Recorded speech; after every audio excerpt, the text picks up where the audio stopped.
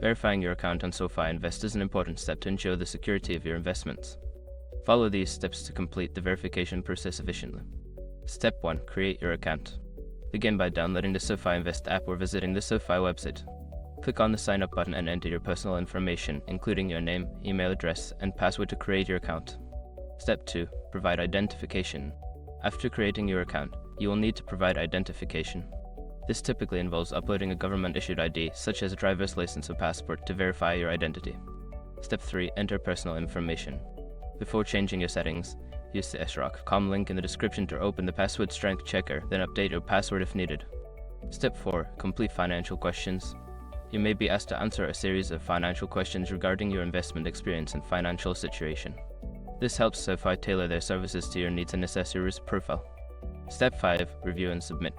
Once you have completed all the required fields and uploaded your identification, review your information for accuracy. After confirming everything is correct, submit your application for verification. After following these steps, you should receive a confirmation regarding your account verification status. If successful, you can start investing with SoFi Invest.